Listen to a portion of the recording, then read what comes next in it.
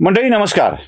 एक फेसबुकवर आणि ट्विटरवर पोस्ट काय केली, काही लोकांचा पोटशू इतका उठला की त्यांनी या विषयावर मला गोदी मीडिया ठरवून टाकलं, नेत्यांना हरामखोर म्हणून टाकलं, हा बरंच काय काय काय काय काय करून टाकलं.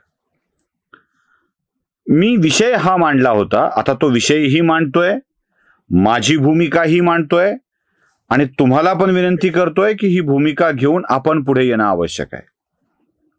संकट, नैसर्गिक संकट असेल ना तर त्याचा अंदाज कोणालाच येत नाही. काय कधी वादळ येईल, कधी भूकंप येईल, कधी पूर येईल, कधी दुष्काळ येईल, काय होईल सांगता येत नाही. अशा नैसर्गिक संकटाशी सामना करताना आम्हाला एकसंघ व्हावं लागतं, मजबूत व्हावं लागतं. आपण नेहमी देवाची प्रार्थना करतो की देवा, काय हे नैसर्गिक संकट तू आम्हाला देतोयस, भूकंपाला का असं देवाने करावं.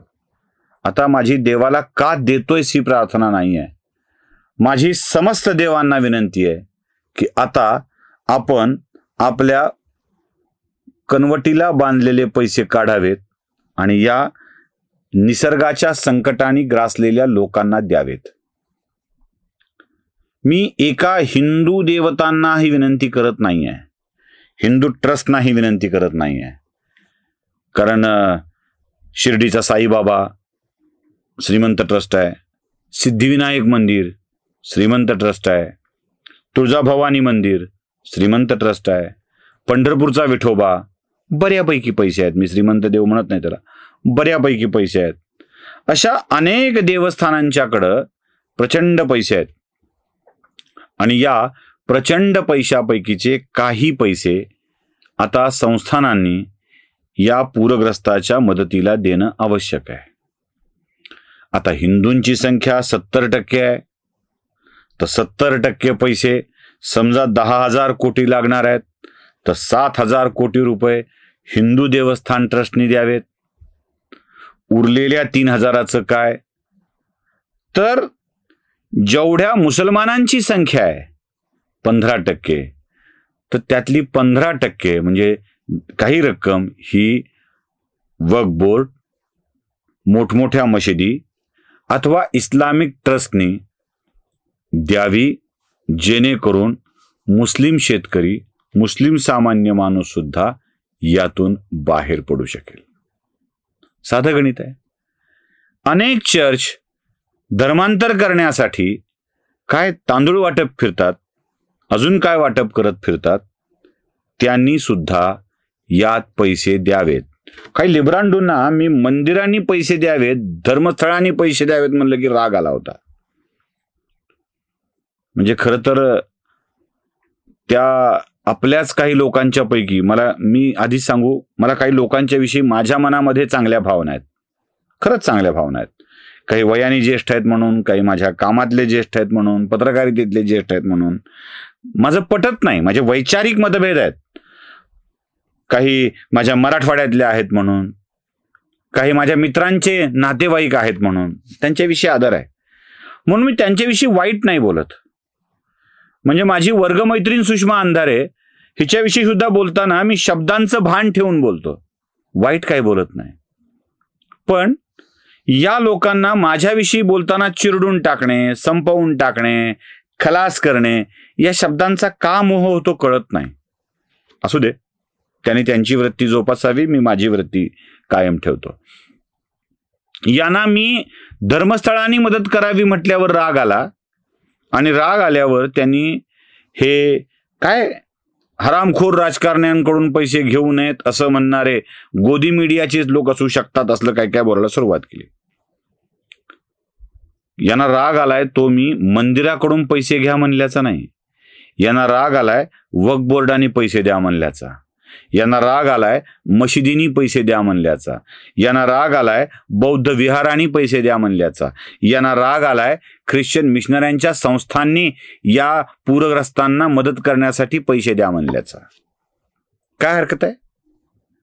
देव संकटात मदत करतो, त्याच देवानी या संकटात मदत करावी. ट्रस्टच्या नावाने हजारो रुपयाचे डिपॉझिट आणि किलोनी सोनं जर देवाच्या भक्ताच्या कामाला येणार नसेल तर त्या किलोखांड सोन्याला आणि करोडोंच्या डिपॉझिट्सला काय चाटायचं आहे? लाडक्या बहिणीला मदत करून सरकारचे पैसे कमी झालेत, बोंब तेच मारतात. मग झालेच असतील तर सरकारला मदतीचा हात दिला पाहिजे. मीही ठरवलंय, म्हणजे हे वाक्य मी आधीच बोलतो अशातला भाग नाही आहे. मागच्या वेळेलाही मी माझं वाक्य बोललो होतं आणि माझं कर्तव्य पार पाडलं होतं. आताही मी माझं कर्तव्य पार पाडतोय. वेगवेगळ्या भाषणांच्या कार्यक्रमातून मिळालेल्या मानधनातील प्रवास खर्च वजा जाता रक्कम, कारण मी काय इतकाही फकीर नाही आहे की सगळीच देऊन टाकीन. प्रवास खर्च जाता जी रक्कम माझ्याकडे उरेल ती, अनलायझरचा 1 महिन्याचा खर्च वजा जाता जी रक्कम उरेल ती, आणि अनलायझरच्या गुगल पे फोन पेवर या काळात जी रक्कम येईल ती, अशी रक्कम मुख्यमंत्री सहाय्यता निधीस देऊन माझा खारीचा वाटा उचलावा हे मी ठरवलंय. खारीचा वाटा म्हणताना माझ्या मनात एक भावना क्लिअर आहे. खारीचा वाटा काय असतो माहित आहे? खारीनी स्वतःला पाण्यात भिजवावं, वाळूत स्वतःलाच बुडवावं, पुलावर जाऊन आपलं अंग झटकावं, जेवढी वाळू पडेल तेवढी पडेल, पुन्हा यावं, पुन्हा पाण्यात भिजावं, पुन्हा वाळू चिटकवावीन जावं. आर्किटेक्टला पूल कसा बांधला पाहिजे याविषयी शहाणपण शिकवायला जाऊ नये. काय केलं पाहिजे हे शहाणपण शिकवायला जाऊ नये. माझ्या छोट्याशा रकमेने एकाच्या घरात दिवा लागला तरी पुरेसा आहे, आणि तेवढं करता तेवढं मी करणार आहे. त्यामुळं मी माझं काम पूर्ण करून करणार आहे. पुढचा मुद्दा येतो, राजकारण्यांचे पैसे का नाही? मंडळी, मंत्री संत्री बाजूला ठेवू, खासदार आमदार म्हणजे महाराष्ट्रातले 48 लोकसभेचे खासदार, राज्यसभेचे काय 5-7 असतील ते, म्हणजे 50-52 फार झालं 60 माझी धरले तर, आणि महाराष्ट्राच्या विधिमंडळातले 288 प्लस ते 75 रिक्त जागा सोडून देऊ आपण, नाही तर असं गृहीत धरू, 350-350 आमदार, 60-70 हे, म्हणजे 400-450च्या आसपासची 420 ते 450 एवढी ही संख्या जाईल.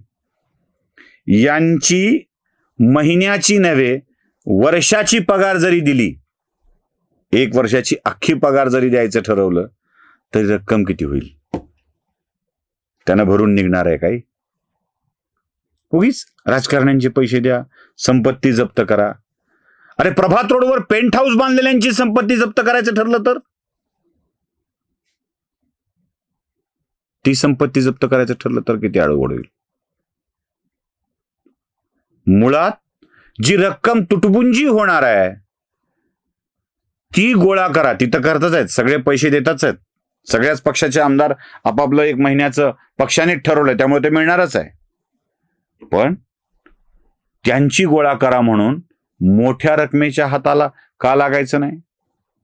का वक्फ बोर्डाने पुढे यायचं नाही? का ख्रिश्चन मिशनऱ्यांच्या चर्चनी पुढे यायचं नाही?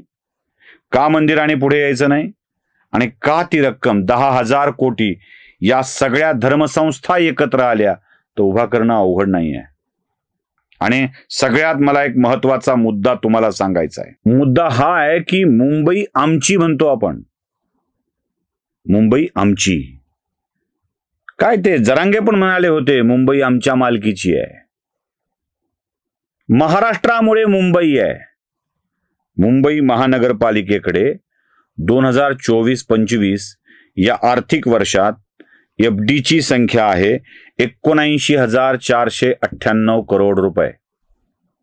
त्यात व्याजाची भर पडली असेल तर साधारणतः म्हणजे 80,000 जरी पकडलं, कमीत कमी 6% व्याज पकडलं, कमीत कमी 6%, तर 480 करोड रुपये तर मुंबई मनपाला व्याजात मिळाले असतील या वर्षात. मुंबई मनपानं या वर्षीच्या व्याजावर पाणी सोडून जर ही रक्कम पूरग्रस्तांना दिली तर काय होईल? आणि काय करायचंय व्याजाच्या FD ठेवून? या वाढत राहतील, मिळत राहतील पैसे. माणसं जगवणं आवश्यक आहे. जमिनी खरडून गेल्यात, लोकांची अवस्था वाईट झाली आहे, नद्यांनी प्रवाह बदललेत. अहो, त्या बीड जिल्ह्यातल्या सिंदफणा नदीनं शिरूर कासार तालुक्यात पूर्व पश्चिम वाहनं सोडून देऊन दक्षिणोत्तर प्रवास केलेला आहे, अशी स्थिती आली आहे. किती हजार एकर जमीन खरवडून गेली असेल. आत्ता जमीन कामात नाही हा प्रकार तर आहेच आहे. धान्य हातचं निघून गेलंय हा प्रकार तर आहेच आहे. सीमारेषा पुसून गेल्यात हजारो एकर जमिनीच्या, आणि त्यातून बांधाचे वाद उद्भवणार आहेत हा वेगळा विषय आहे. कळतंय मी काय म्हणतोय ते? त्यामुळं आता पूरग्रस्तांच्या मदतीसाठी मंदिरे, मशिदी, चर्च, बुद्धविहार, राजकारणी, माझ्यासारखे यूट्यूबर, सोशल मीडियातून पैसे कमावणारी माणसं, म्हणजे उगाच अश्रू दाखवण्यापेक्षा कुठल्या एका संपादकाने रडत रडत सांगितलं की बघा काय अवस्था आहे. त्यांना माझी विनंती आहे की या वर्षीचे ॲडसेन्सचे पैसे, या महिन्यातले ॲडसेन्सचे पैसे खर्च वजा जाता आपण देऊन टाकू ना, काय फरक पडतो? मी देणार आहे, तुम्ही द्यायला येणार आहेत का? एवढीच विनंती करतोय. नमस्कार.